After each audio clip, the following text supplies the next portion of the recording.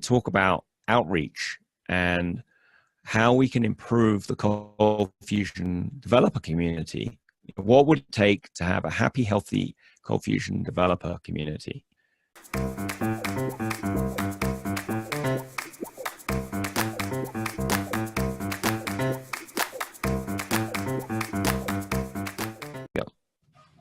Okay, I'd like to thank everyone for coming this evening. We've got quite the treat.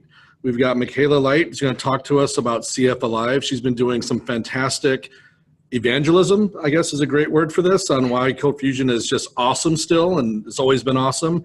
And we're going to let her tell us why. So thank you very much. Yeah, thanks for inviting me. Great to be at the Chicago CFUG. And yeah, I'm going to talk about CF Alive, which is the title of a book I published last fall. It was actually released at the CF Summit West in Las Vegas. And the subtitle is Making ColdFusion Modern, Vibrant, and Secure. And we'll talk about all those aspects of it. So fabulous. And there we go. So the roadmap for CF Alive is that ColdFusion is modern and alive, and it's great for doing complex data-driven applications. And while some companies have abandoned ColdFusion as dying, more visionary developers like ourselves have embraced CF and learned how to make it more modern. So more modern, secure, and also I think if you look at how ColdFusion is used in the most modern web development departments and shops, it's the most state-of-the-art web development ecosystem. So we'll look at why that is. So who am I? As I said, I wrote the book CF Alive. I'm also host of the CF Alive podcast. I just out of interest, how many people here have ever listened to any CF Alive podcast episode? Maybe you can tell me how many people raised their hands, if any. We got 4 of us, and one of our members was on you with the podcast, Ed Bartram. Oh, yeah, he was a guest. Yes, he was. He says hello. Yeah, hey, Ed. Love to have you back on another time. It was a great episode. So yeah, we do. I do interviews with ColdFusion developers and CIOs, and we talk about all things ColdFusion and related stuff. I also founded TerraTech, which is a ColdFusion consulting company, and I founded the CF United Conference, which was a ColdFusion conference that ran for 11 years. So as I mentioned, this book was launched at CF Summit West. Here's me on stage at the keynote for the Adobe conference, launching the book. And we've got several sections in this talk. We'll talk about legacy ColdFusion, and then we'll talk about modern ColdFusion. And we'll look at some of the tools that you can use to make your ColdFusion modern. And then we'll also look at how else we can make ColdFusion alive by doing outreach and marketing. So that's what I'm planning to cover. And I will do a QA at the end. I didn't list that in the overview, but happy to do any Q&A. So what is the issue here? It's that some ColdFusion developers have got a little burned out. And what I would like to help people is get excited and learning new things again. Because if you're burnt out, you've probably stopped learning and you're just doing the same old stuff all over again. And another thing that I've noticed around the country with ColdFusion developers is some of us have language shame. We're kind of ashamed that we use ColdFusion. And if we meet a developer who does some other language, we're kind of a little shy about telling them, yeah, I'm doing ColdFusion and it's great. And let's look at this cool app I just did. So let's make ColdFusion the cool thing, the cool kid on the block again. And also, let's make it easier to get ColdFusion jobs and also to hire great ColdFusion developers. So that's some of the things I think that make up having ColdFusion more vibrant. So I mentioned, this thing is ColdFusion dying, and we run this annual State of the ColdFusion Union survey. And in last year's survey, 72% of people, when they were asked what aspects of ColdFusion are preventing you or your company from embracing CF, 72% listed this as the big reason for them. That was the top picked reason on it. So I guess I put together this little, Wild West wanted poster. Is ColdFusion wanted, and is it dead or alive? So that's the question we're going to answer today. So let's start off by looking at how we can all make ColdFusion more modern. So number one thing is use the current version of ColdFusion. I've met people who are using ColdFusion 9 or 10 and or 11, or even people using ColdFusion 2016. That's not the latest version. So current version is ColdFusion 2018, as I'm sure you all know.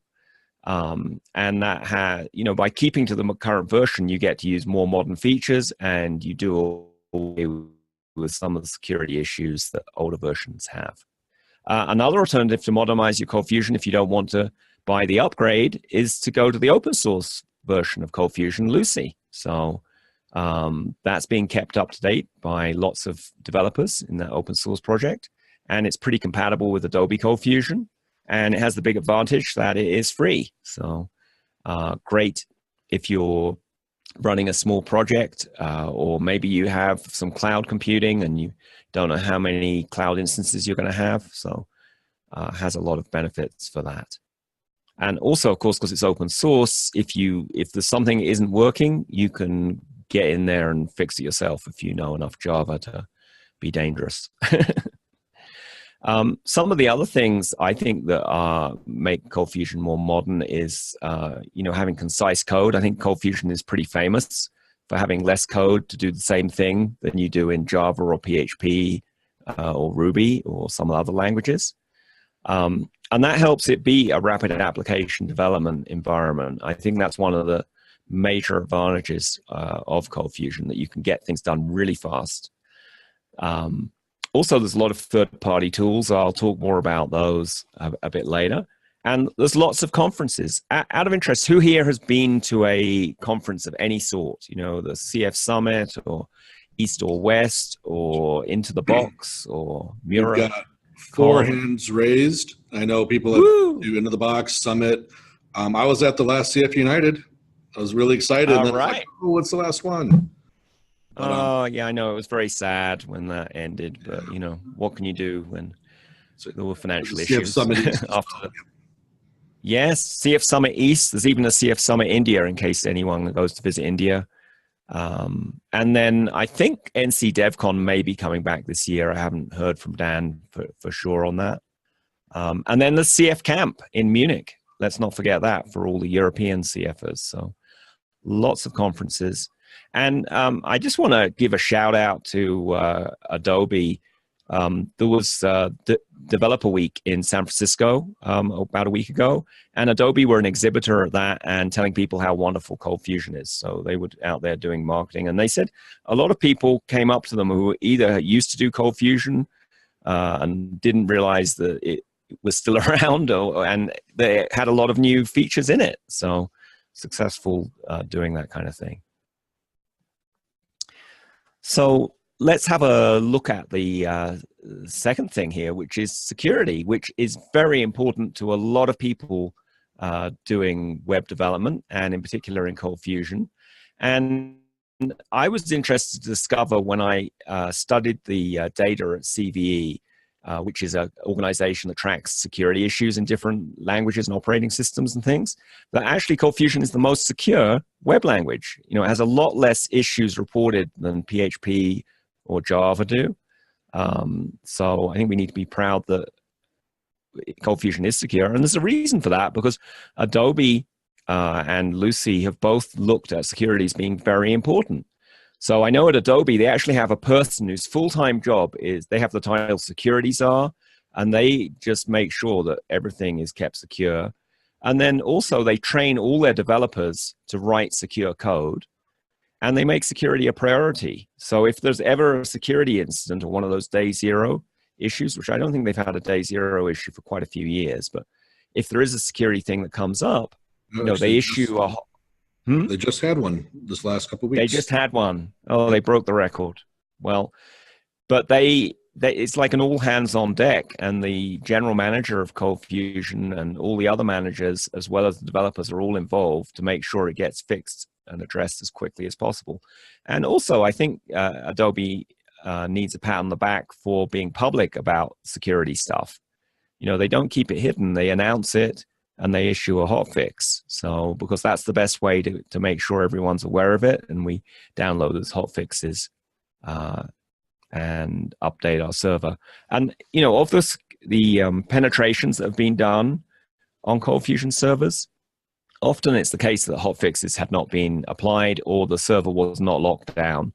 Sometimes it's the case that the code had some security issues in it. And so new features in ColdFusion 2018 that you may be aware of, there's an auto lockdown feature that will lock down, you know, most of the important things. There still exists the lockdown guide that you can go through manually. And I'd recommend doing both of those, because the auto lockdown gets like 90% of stuff, but there's still some things that you might want to lock down even more. And then also, Adobe released the security code analyzer that will go through your code and point out lines that are potentially insecure. For example, if you haven't used a query param in your CF query tags, for example, or other security issues. And the other thing we can all do in our apps is clean up deadwood. That means code that's no longer used, or whole directories that are not used. And the reason for that, for security, is that often older code is not written securely. Or maybe it was test code and you kind of commented out the login requirement in the code. So often there are security holes in dead code that's left in an application. So cleaning that out, although it may seem a little tedious, actually will improve security. And also has a side benefit that it makes your maintenance easier, because like when you're searching through the code base, you don't have all these hits for stuff that isn't actually used. And then finally, Pete Freitag, who some of you may know, he runs a company called Foundio. He has 3 tools that you can use to improve security. There's HackMyCF and FuseGuard, and the new one that just came out last week is Fixinator. So HackMyCF will scan your CF server and tell you if you've got out-of-date JVMs or haven't applied into hotfixes or other parameters are not set right. FuseGuard is a web application firewall, and that will detect when people are trying to hack your server and prevent it and keep a log of it. And then Fixinator is a tool that will look at your code and point out insecure lines. So a bit similar to the Adobe Security Code Analyzer. So those are some of the things you can do on security to make things more secure. And as I said, ColdFusion actually starts out of the box really secure. So another thing I think makes ColdFusion great is scalability.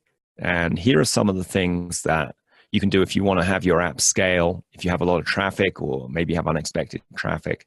So first of all, I don't know how many of you have looked at how the ColdFusion engine itself runs, but it does a whole bunch of threading, and it does a lot of clever stuff to make sure that things run fast. And I know in CF 2018, they did a whole bunch of performance tuning, and they ran it against a set of ColdFusion code they got from customers, and wanted to like code maybe wasn't written ideally to run fast. And they got it to run about 30% faster than it did in CF 2016. The other thing that is important to do on all your ColdFusion servers is tune your JVM. So tune the amount of memory it uses and tune the garbage collector. And that can make an enormous difference on how well an application scales. You also want to run a performance monitor. Fusion Reactor, I think, is the best one there. And that will tell you how much memory and CPU is being used. It will tell you where slow pages are. It will tell you slow queries. And some of the settings you can actually restart the ColdFusion service if it's having problems automatically. Another 2 things on the testing side you can do for scalability is, to make sure if it's supposed to run with 1 million records in the database, then you better have 1 million records in there for testing, because it may be your queries run fine when there's a few hundred records, but when there's a larger volume, they don't. And then also it's important, I think, to do load testing where you simulate load on your site and make sure that it runs okay under the expected load it's going to have. And then finally, a new thing that people have been doing that's really exciting is using containers. So that's typically something like Docker. And then you can have various software like Kubernetes and some other ones I'll talk about it a bit later that automatically will spin up new containers. So a container is like a virtual machine in effect, and you can have ColdFusion running in it. And you can tell it to spin up extra containers when more load comes in. So that's a very exciting way in the cloud of making things more scalable. So I said I'd tell you. So other advantage you get with Docker as well as scaling is that you set up this container and you can save the ColdFusion configuration and how it's all configured, everything. And then you can share it with a new developer. If you've got someone joining your team, you can do them the container and they don't have to twiddle around setting up all the settings. And similarly, if you're pushing the application to staging server or production server, again, you can have it use the same set of configuration. So there's none of this mysterious bugs where you didn't configure something the same or you didn't move the code the same. And then I mentioned Kubernetes earlier. Other orchestration tools are Heroku and Doku. So all of those, what they do is they'll monitor your containers and the traffic. And then if a container is getting sick, it'll kill it. Or if you need more copies of the container, it'll fire up extra instances automatically or close them down if they're no longer needed.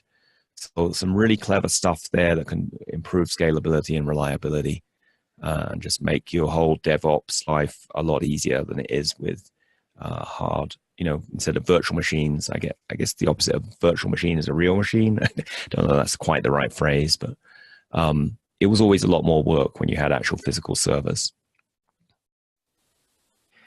All right, moving on, better testing. So I think it's important when you're trying to make your apps more modern that you test them and you test them thoroughly because you don't want end users coming up with bugs. So how many people here actually have a staging server? I'm kind of curious. Show of hands. 1, 2, 3, 4, 5, 6, 7, 8, 9. 9, wow. 10 out of 11 people. I'm impressed. That's really good. You are top of the line developers doing that. You'd be amazed how many people just test things straight on production and then wonder why things aren't as reliable as they might be.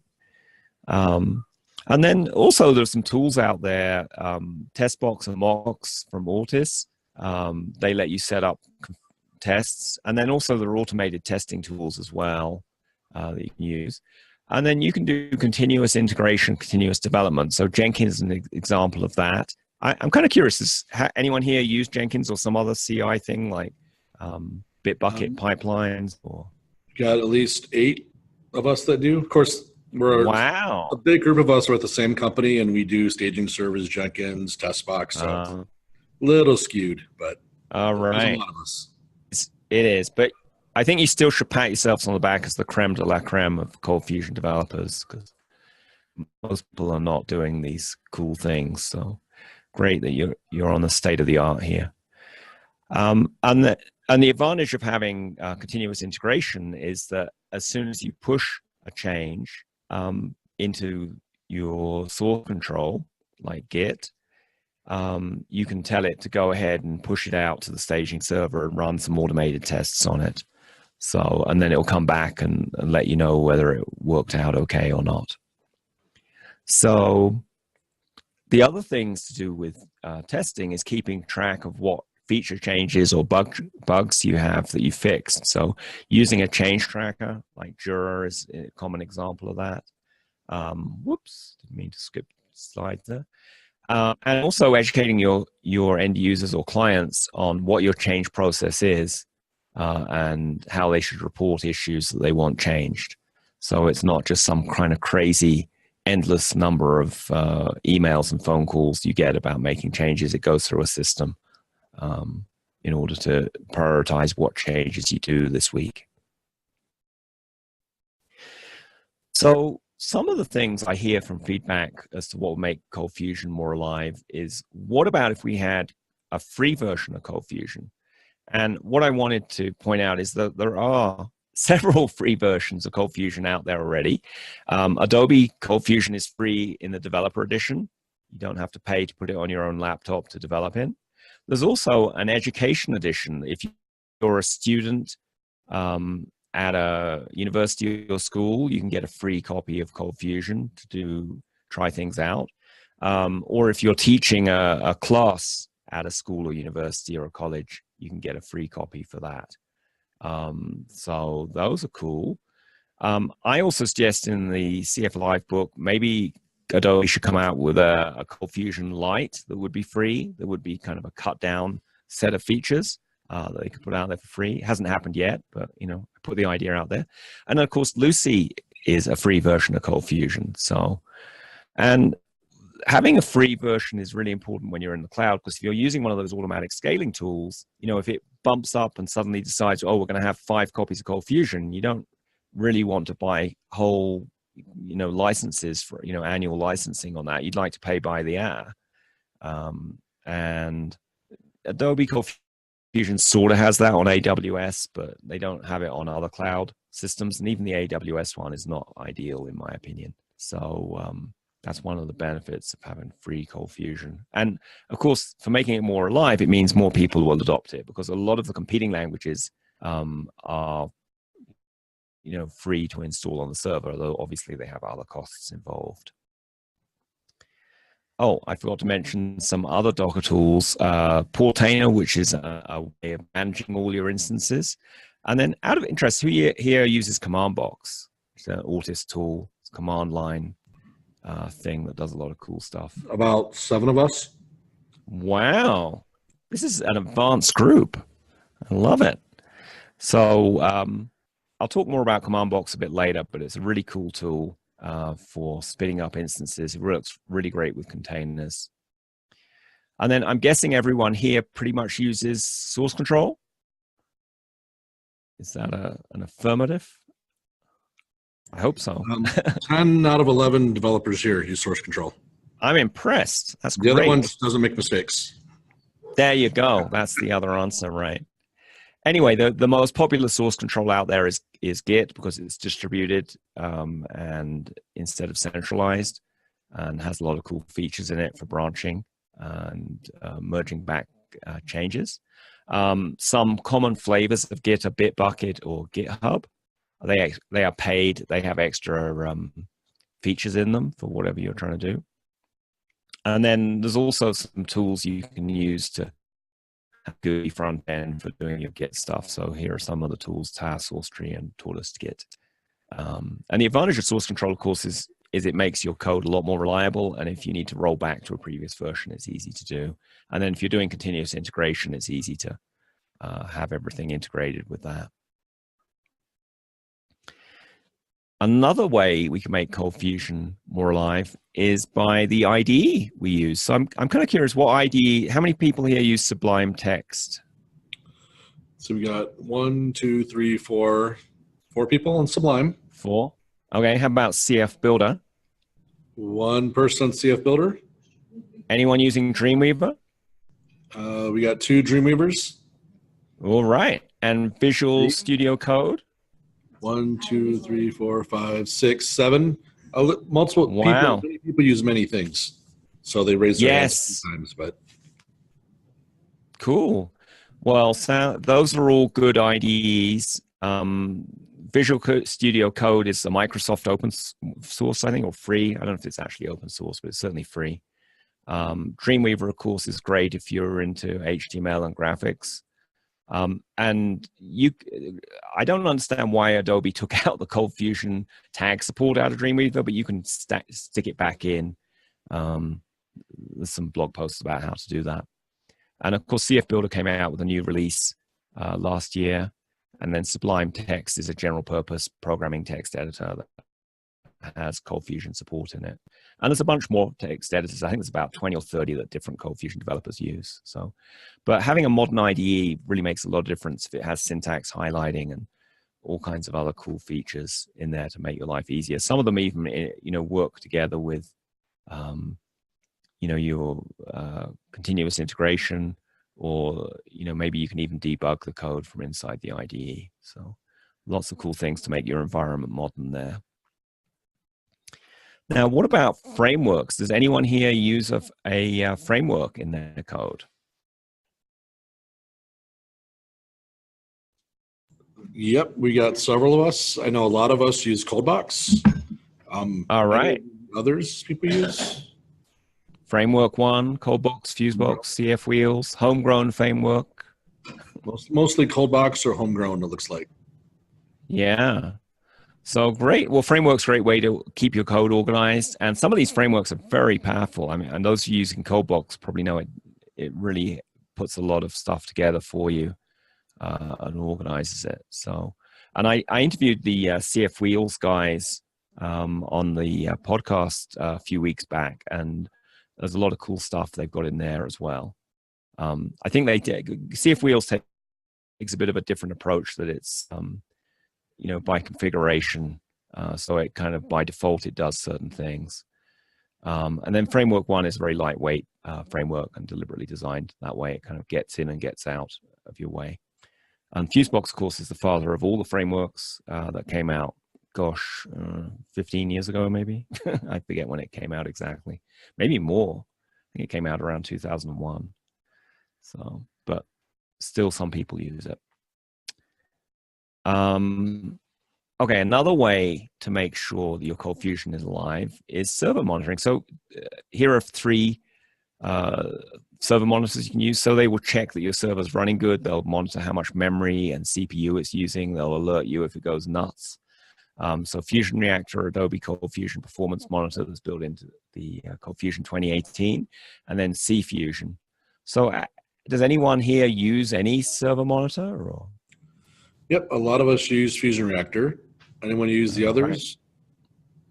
Right. Oh, it's pretty much Fusion Reactor, and then sometimes Fusion ACF. Reactor or nothing? Oh, a bit of ACF?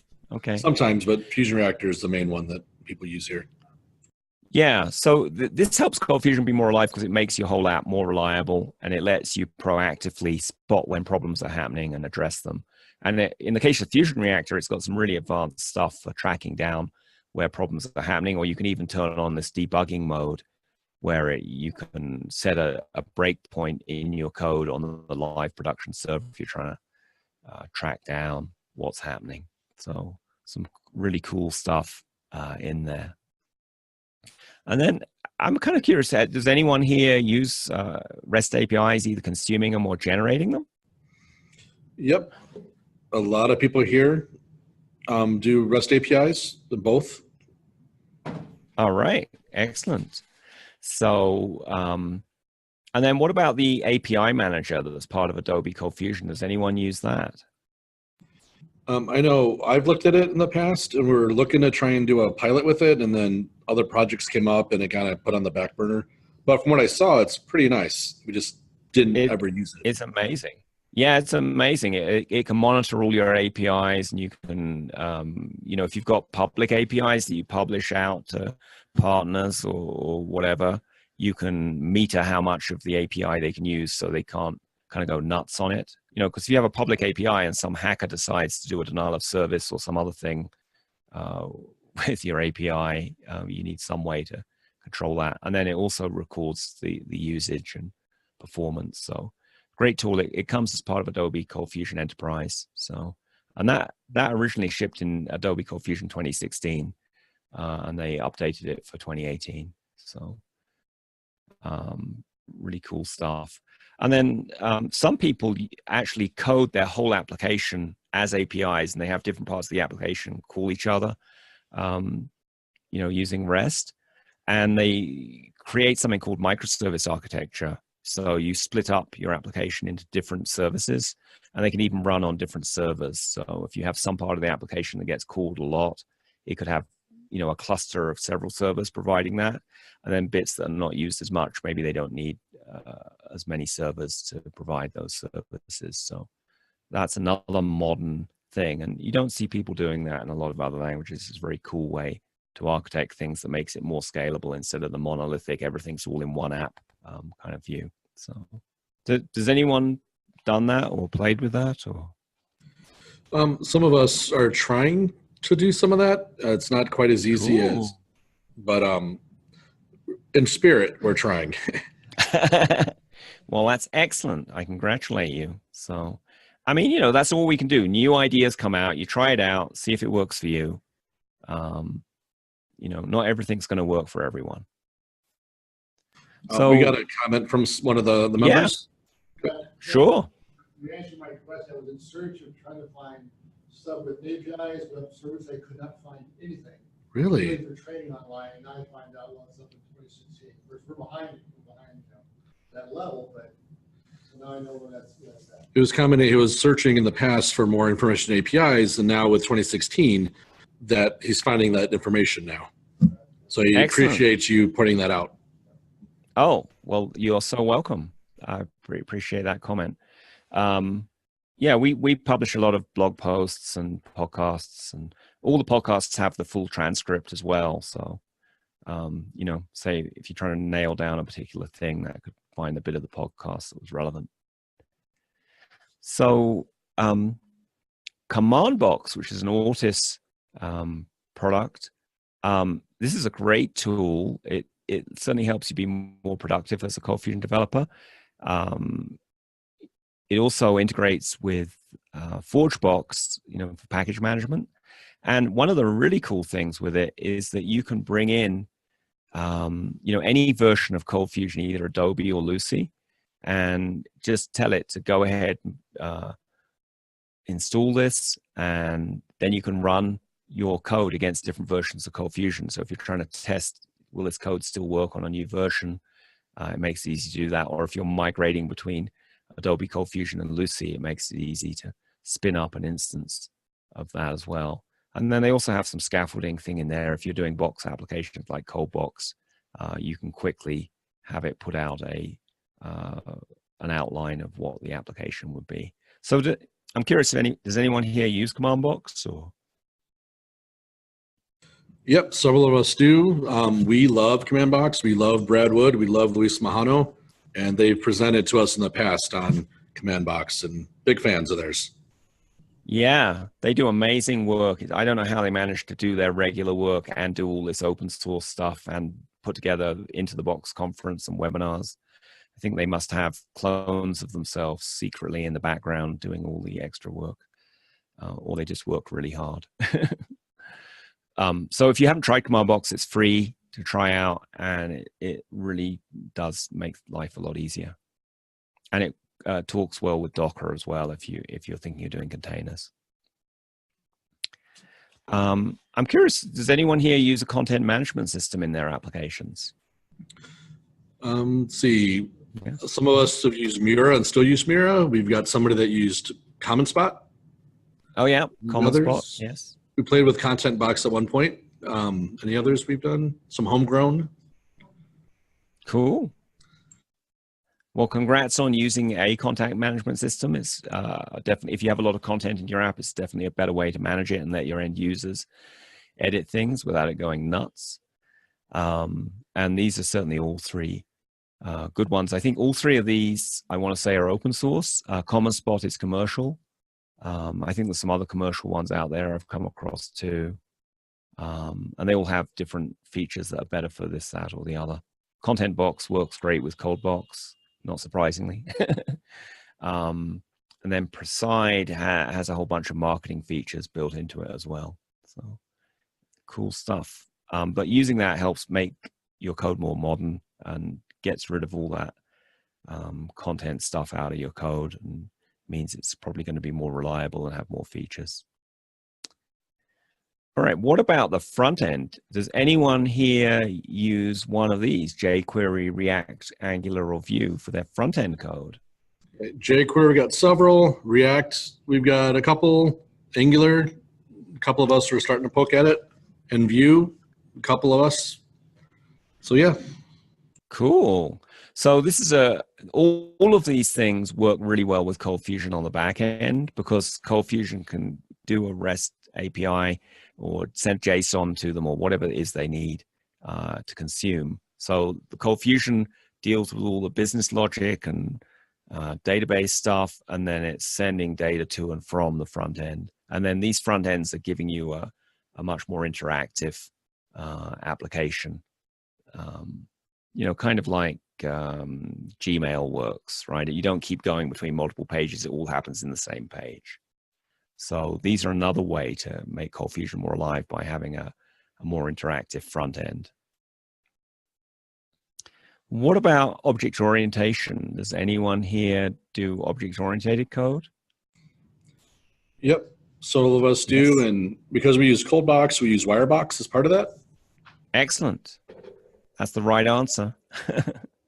So, yeah, Wirebox or DI1 if you're using Framework 1. Though you don't have to use Framework 1 to use it, I don't think. What they do is make sure you don't get your objects instantiated in the wrong order. So you can either do that by hand, or if you've got hundreds of objects, it's much better to have a tool like this that gets everything put into the right order so you don't have problems with dependencies. What about ORM? Does anyone use ORM for accessing their data? Does not look like it. Not currently. No ORMs. Okay, well, here are 3 ways of doing ORM. There's the one built into ColdFusion, which is based on Hibernate. ColdBox has its own little flavor of ORM. And then CF Wheels has their own flavor of ORM as well. So it's just a way of speeding up the database part of your app. When I say speeding up, I mean speeding up the writing of the code. Obviously, the database query is going to run at the same speed, no matter how you do it. What about package management? Does anyone here use ForgeBox? I mean, sorry. I don't think they use ForgeBox other than maybe grabbing some CommandBox or ColdBox plugins. Well, worth checking out. There's hundreds of packages on there, written in ColdFusion for doing different things. So, and they're easy to grab through CommandBox. Or if you have something cool you've written, I challenge you to take a cool piece of code that does something useful you could share out in the world of ForgeBox. And the advantage of that is, well, first of all, you're giving back to the community, but also if you put something out on ForgeBox, other people are going to comment on it. They might make improvements to it. And I know for myself, when I put code out into the public, I'm usually a bit more careful to make sure it actually works correctly and it's easy to understand, which is probably a good thing to do anyway. So something to contemplate, to put things out on ForgeBox, or check it out to see what's on there. Is there anything you could reuse to save time? All right, so we've talked about a lot of tools and technical things for making ColdFusion Live. Now let's switch gears and talk about outreach and how we can improve the ColdFusion developer community. What would it take to have a happy, healthy ColdFusion developer community? So here are some things I think on this. I'm interested to hear if any of you have ideas on this. But if a language has a vibrant community, it is an alive language. And if it has a very quiet community, it tends to be less alive. So I think one of the key things here is education, to get new developers involved and for people who are in the community to learn things. So did you guys know that Adobe has a whole ColdFusion training syllabus that you can get for free from them? So yep, I think everyone here has looked at it at one time or another. Cool. So, I mean, if you wanted to go to a local college and teach some kids ColdFusion, you could use that. Or it could be used in a school. Then there's the CF in a week set of training things. There's some YouTube channels. Adobe has a YouTube channel. Autis and TerraTech both have YouTube channels. Lots of training on those. Linda still has ColdFusion training.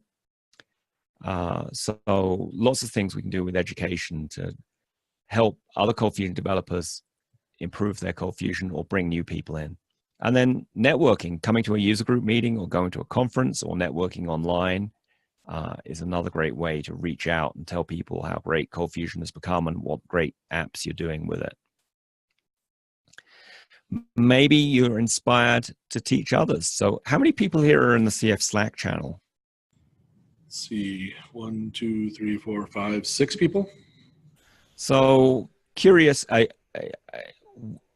do you get out of being in the Slack channel for the other people who are not in it? Why are you in that? Well, some of us are in it just you go there, trying to keep tabs on the community, what's being talked about any given week, any given day. Or if you have an issue you want to research, I got a CodeBox question, I go to the Box channel, or whichever. So it's a great way to ask questions, answer questions, help other people out, meet other people. I know people who've had ColdFusion developer friends and they've only known them online, and then they go to a conference and suddenly they meet them in person. So it's a great way to meet people. Does anyone here have a blog where they write about ColdFusion stuff or could write about it? I don't think anybody blogs. I know we all read a lot of blogs. So I don't think anyone here writes just a blogs. challenge to start. It's not hard to start a blog. And it's not that hard to say, hey, I did a cool thing with this ColdFusion function, or I learned this new tool this week. So maybe, you know, that's the thought to do that. What about Twitter? Does anyone here tweet? No, nobody tweets. No tweets. Okay. What about other social media, Facebook or LinkedIn or anything else? I think people use Facebook and LinkedIn. I don't know if they use it for ColdFusion. What about saying, you know, sharing what a cool thing you learned about ColdFusion, or a new thing you did, or a bug you fixed, or whatever it was? You could share that on social media, because then your other people in your social circle will see, oh, ColdFusion, that's really cool. I didn't know I could do that. CF Alive podcast. I know Ed has been on the podcast. Maybe you guys have suggestions for other people who should be on the podcast, or maybe you yourself would like to be on the podcast. So that's another great way of getting the word out about how alive ColdFusion is. There's a lot, as I mentioned earlier, there's a lot of ColdFusion conferences. You can apply to speak at a lot of these conferences. They don't always make, you know, maybe the CF Summit is a little harder to get into, but some of the smaller conferences, it's pretty easy to speak at them. So, or you can attend it and help people out or learn new things. There's also a whole bunch of webinars on ColdFusion. I know Integral, who make Fusion Reactive, just did a series of 4 webinars, and the Autist guys did a whole week of webinars end of last year, and Adobe do webinars and roadshows as well. So those are other ways to learn about ColdFusion stuff. What about talking to people who don't do ColdFusion about the cool stuff in ColdFusion? Has anyone here ever talked to a non-ColdFusion developer out of interest?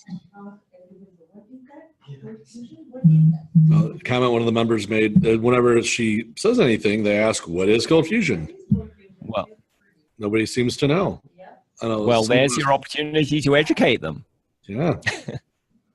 I know some of us also kind of talk about it when we go to meet other developers, and same kind of thing. What's ColdFusion? Oh, well, what do you tell them? I tell them ColdFusion is awesome. Excellent. And explain why I can build what they can build in half the time. There you go. Well, it's good to do that. You know, if we all keep quiet about it, then they're going to continue to be ignorant. User groups like this one, another great way to learn stuff. I'm seeing if I can help some people get some more user groups started. So, we have a comment. Other thing about ColdFusion is we have been looking for a ColdFusion programmer, and I'm many good programmers out there. So the comment was made that her company is looking for ColdFusion programmers and having a tough time finding good ColdFusion programmers. That is a great question. That's a common challenge. So I've got a slide all about that. So we'll talk about that in a few moments. Thanks for asking that. And then the other thing is just show off your apps. You know, if you have an app you're allowed to talk about, then talk it up. Tell them, you know, say people, you did it in ColdFusion, and here's some of the cool things you did. And you had all this continuous integration and automated testing and all the other stuff you did. Because to be honest, if you talk to some other developers in other languages, they're probably not doing all that cool stuff. So this is a way to get the word out that ColdFusion is cool and modern and doing amazing stuff. All right, here's the slide on hiring. I'd forgotten where I put the slide, but apparently it was right next. I must have read the lady's mind that she wanted to talk about that. So some places you can post jobs into. The CF Slack channel has a jobs sub channel. There's a whole bunch of social media groups. There are Facebook groups, there's a LinkedIn group, there's probably other groups I'm not even aware of. And a lot of those you can post jobs into. Just LinkedIn in general, you know, you can just search on LinkedIn for who knows ColdFusion, and you can pick a geographic region, and then reach out to people. So, or you can run an ad in LinkedIn that specifies only show this ad to people who have ColdFusion in their profile. So those are other ways. Comment was made. Ben Nadell has a job board as well. Oh, I didn't know that.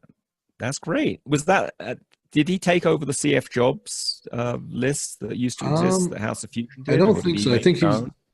I think he just has his own. I think there's a charity contribution too if somebody posts on there. I'm not 100% sure, but I know he's definitely has that. Cool. I will add that in. That is great. And then another way, if you're having trouble hiring, is allow people to work remotely. There's a lot of ColdFusion developers around the country, and some of them would love the chance to work for your organization if they were allowed to work remotely and didn't have to relocate to the windy city because maybe they don't like wind or something. Though I can't see why. I mean, Chicago's a wonderful city, but you know, some people like where they live and they'd rather work remote.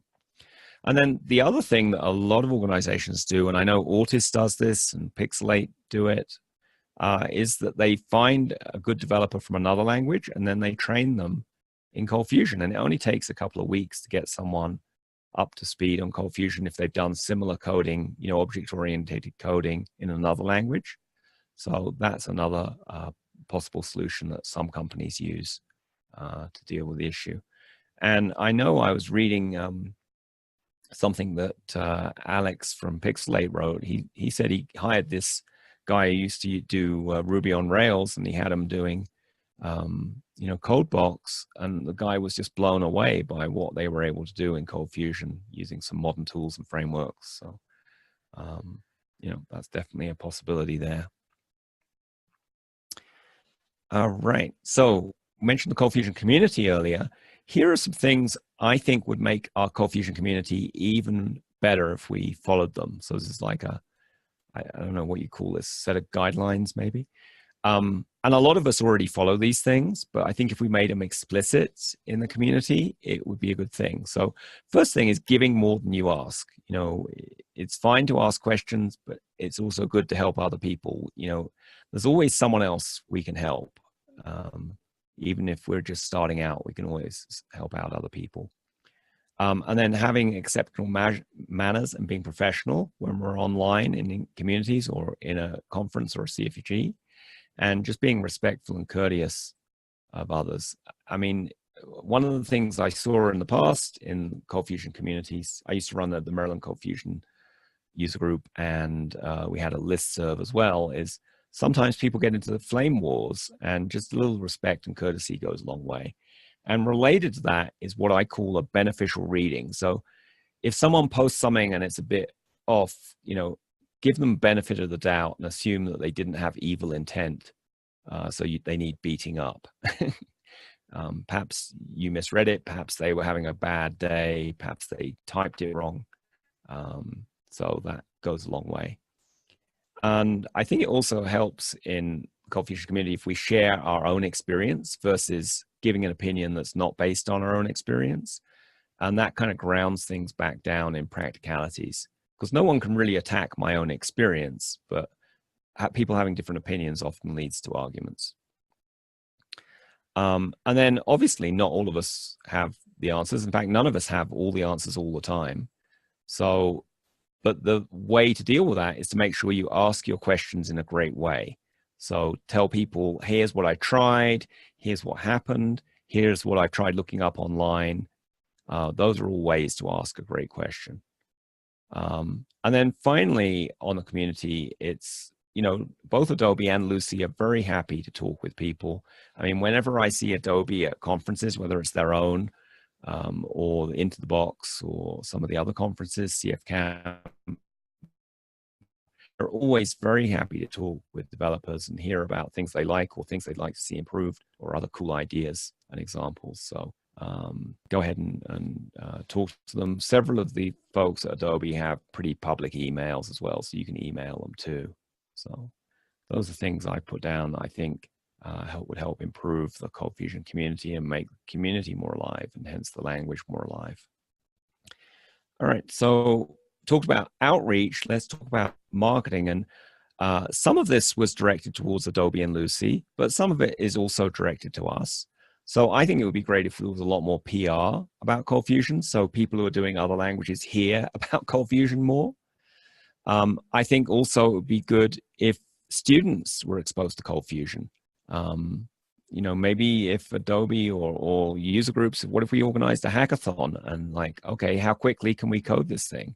Maybe it's competition between ColdFusion and another language to see, is it really true you can do stuff quicker in ColdFusion or better? And then I think it's important we evangelize ColdFusion, each of us. And I think it would be good if Adobe and Lucy each had an evangelist for their flavors of ColdFusion. And then, talk about ColdFusion in social media. Use the hashtag #ColdFusion to get the word out on it. I've been doing that. I encourage everyone else to do that. You really don't, you can just say a little win you had today or something new you learned or some news you heard. Could be all kinds of things. And then the final thing, and this is something I'm trying to figure out what to do about. I was talking to Kish Shaw at Adobe. He's the marketing manager for ColdFusion. And he said when they surveyed users, there's about 3 times as many websites that use ColdFusion that are hidden. They're intranets or extranets. They're not public websites. As there are, public websites that you can tell are using ColdFusion. So it's like an iceberg. There's some public things that you can tell are ColdFusion. There's also public sites that they're so well hidden, they don't display.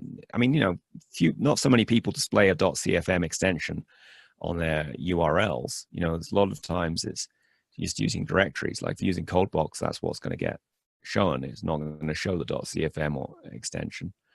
So sometimes it's hard to tell if something has been written in ColdFusion. And I think it would be good if we had like a, proudly written in ColdFusion logo we could stick on a site's about page or something. I know when Alaire had ColdFusion, they had Pad by ColdFusion that you could stick on your website. So maybe we need to come up with something for that. And that's just a subtle way to do it. There's some marketing on the language we're using. So to sum all this up, the reason I wrote the CF Live book and I do the CF Live podcast is I think we need a revolution to make ColdFusion more alive. And here's the manifesto for the revolution: that we're confidently coding easy to maintain apps in ColdFusion. We're enlivened by using a tried and true language. It's been out there for 23 years and it's still going strong. And it's got a development plan out for another 10 years from Adobe. So, and we're unleashing the full efficiency of using ColdFusion in our work. And we're inspiring other developers and young programmers to explore the power of ColdFusion.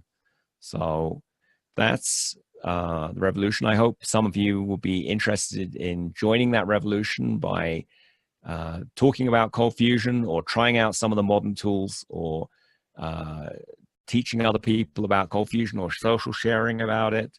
Or maybe you've got your own suggestions on how ColdFusion can be more alive. So let's have a look at that. So let me ask you some questions and you can think about these answers. Maybe people will have some comments. So what would it take to get 10% better results using modern ColdFusion this month? So that's a question you can ask yourself. Is there some things I've seen today or other stuff I know so I could get 10% better results in my applications using more modern ColdFusion? And if you're not using modern ColdFusion, what would it take to get started with modern ColdFusion today? What's some small thing you could do just to make things a bit more modern? What would it take to try out a new ColdFusion tool this week? There's dozens of ColdFusion tools out there. You've probably not tried all of them. Maybe you could just tweak around with one that you haven't tried. And then on security, what would it take to make your ColdFusion code and server even more secure than it is now? You know, maybe you can run one of those lockdown tools, or maybe one of those third-party tools like HackMyCF, and make everything more secure. And then the final question, this is something I ask all my podcast guests: what would it take to make ColdFusion more alive this year? So I don't know if anyone has any thoughts on that. I'd be interested to hear what you think would make ColdFusion even more alive. Okay, I'm asking. They're all thinking, what would it take to make ColdFusion more alive this year?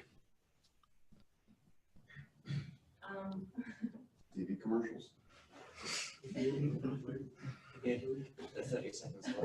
Yeah, 30-second spot in the Super Bowl? I don't think we could afford that. I think if some programmers would do like new tutorials or something like that, that would help like young developers to get into. So new modern tutorials? Yeah. Well, that's a good idea. Oh, some of the modern features. That's a good idea. And they don't have to be long. They could just be a small tutorial on just a small feature. Any other ideas, comments? I think everyone's digesting what you presented to us. Yes. Yeah, you've had a big 3-course meal and you probably need to digest it. All right, well, here are some things to help you in your digesting. 1 second, we got another. So we've got the CF Alive. Oh, yeah, go ahead. I'm sorry, go ahead. I feel that ColdFusion is dying because 2 years ago, I had to move from one company to another, like I had to look for a job, because we used to post ColdFusion. We had 3 websites, so they all moved to an e-commerce platform called Mozu. So I looked for, I was looking for another job, and most of the job postings were, we are trying to migrate from ColdFusion to .NET, so we need a temporary intern. I interviewed for lots of things, lots of people, and then then I started asking questions. Okay, are you, doing the migrating? Do you want me to migrate, only the intern job, or are you still in ColdFusion?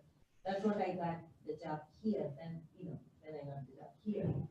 And there are like 2 of the jobs that was offered to me. Those were like, they were migrating from ColdFusion. They wanted me entering, like, just to take care of the ColdFusion and stuff. Okay. So it's really sad, I think. I think ColdFusion is fading away. That's how I felt 2 years ago. I don't know how it is right now. Okay, so I don't know if you've heard all that. One of the comments was one of our members, when she was looking for a job, her one company was migrating away from ColdFusion, so she was looking for a new job. Seems like most of the jobs she found were not for ongoing development, but for short-term migrations to go from ColdFusion to .NET or something else. And as she was looking for a full-time ColdFusion, definitely she really couldn't find anything. It took her a long time to find something.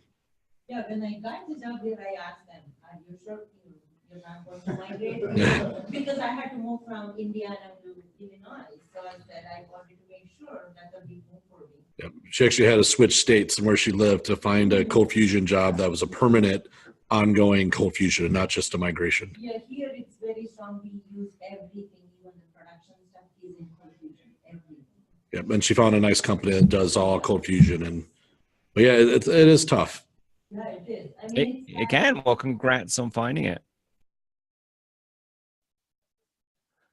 So, I mean, part of the whole thing of this ColdFusion Alive is educating managers in companies, CTOs or CIOs or directors of IT, that ColdFusion is alive, and it's a great language to use, because if we just sit on our backsides and don't do any promotion ourselves, the fear, uncertainty, and doubt machine at Microsoft is going to run and tell people .NET, .NET, .NET, and there isn't any great technical reason, I think, to go to .NET. It's a political choice that people make. Yeah.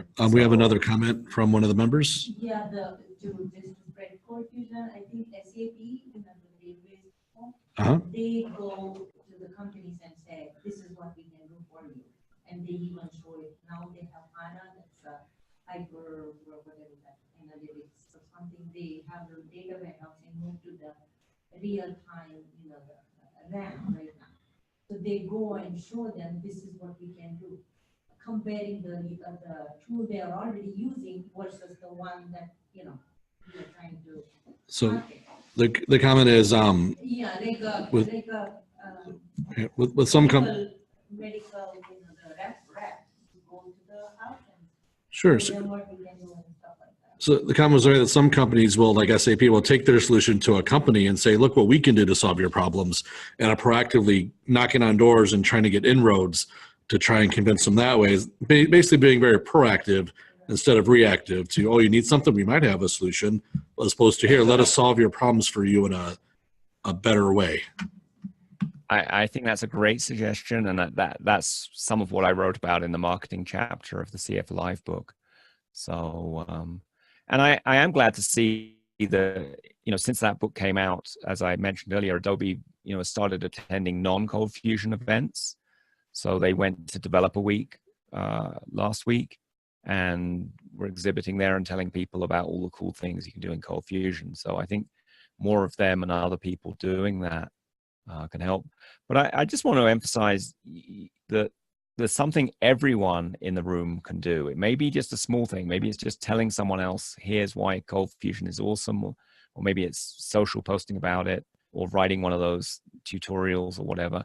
But we can all take little actions that help here. And I think that's going to make a much bigger effect than if we just, sit back waiting for, Adobe to do whatever we think they should do. I mean, great if they do good things. I think they are doing good things. They organize the CF Summit conferences, and I know that, I think CF Summit West was, I think the early bird on that was $99, I want to say. There's no way you can run a conference that's commercial for $99. It's more like $1,000 in Las Vegas. So clearly they're putting hundreds of thousands of dollars into that event to make it happen. And the same with CF Summit East, which is a free event. Well, a hotel in downtown Washington, D.C. is not, I can tell you that myself from having done it. It's way north of free. So those are some of the things they're doing. But, let's look at what we all can do to make ColdFusion more alive, whether it's posting about stuff, or maybe it's listening to the podcast, or maybe it's sharing cool stuff we saw somewhere. And, if you're particularly interested in getting ColdFusion more alive, we have the CF Alive Inner Circle. That's a Facebook group. I know, Daniel, you're in that, and I think might be some other people here who are in that. But that's a place to also share ideas for making ColdFusion more alive. And then I also wanted to mention, we write tens of thousands of words of articles every month about ColdFusion on the TerraTech blog. We put out a bunch of videos on the YouTube channel, and then we post about ColdFusion on Twitter and LinkedIn and Facebook. I just did a post on LinkedIn about the security in ColdFusion that got a lot of traction, pointing out that it really is the most secure language out there. So I hope to see you on some of those different social medias or groups. And I guess we should open it up for regular questions. And I'm probably going to stop the screen share so we can go back to the regular view. So, whoop, somewhere we have me. All right. Okay, we see you. Yeah. So any on full screen? There we go. Does the meetup page have a share on Facebook link on it? I'll just click that on the meetup page. The CFUG site does, but I don't think our meetup does, but we can look into that. If anyone has questions, kind of raise your hand and I'll call and we'll comment and Q&A. And what's the thoughts on ColdFusion on Amazon Web Services? Yep. So a question is, what's your thoughts on ColdFusion on Amazon Web Services? Well, if you're talking, I don't know if you're talking about the Adobe ColdFusion where it's in the Amazon store, or you're just talking about doing it yourself and installing it up there. So, 2018 version. Who is? Ortera. I don't know who they, or Atera's offering in 2018. I think he's talking about hosting Yeah. ColdFusion 2018 on the Amazon. Yeah, so there's a thing in the Amazon store, for the AWS store, maybe that's the Altera thing you're mentioning, where they've already got ColdFusion installed in the server, and it's a metered version of it. The other way to do it is you just get your own AWS and you have your ColdFusion or Lucy license, and you install it yourself just like you would on any other server. So save off the inventory. I think they're asking if you had any experience with, not you do it yourself, but just getting it from somebody else and how that's worked out for you, or if you heard how that's worked out for people.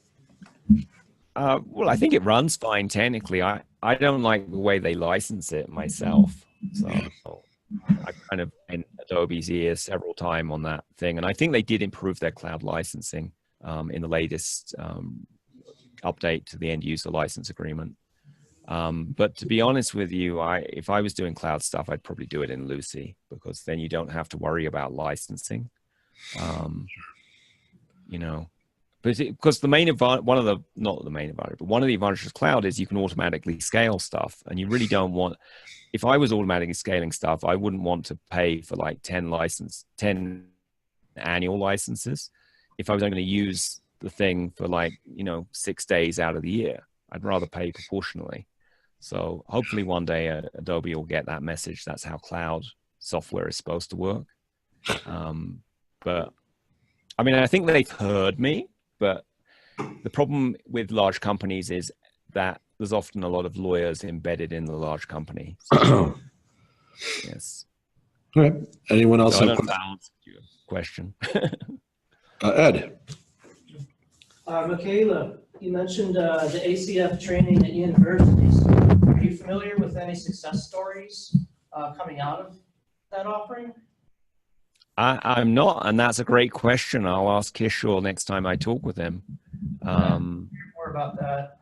I think one of the things is they provide the training for materials for free, which is great. But I think there needs to be more outreach and, like you're saying, follow up to see how it's doing, and have some success stories or interviews or testimonials on the cool stuff people have done with that, and where they've gone after they've taken the training. So that could be a great set of articles or video testimonials. So I'll make a note of that. That's a good idea. Does anyone here know colleges or schools or universities who use ColdFusion for teaching kids how to program? No, that's kind of why I asked. No, that's why they're asking. They don't know any. I mean, to me, that's an issue, because if we don't get new young people into doing ColdFusion, eventually, people are just going to get older and older. So I think it is important that we do get ColdFusion out in schools and universities. Do you have another question? Yeah, another question, Ed?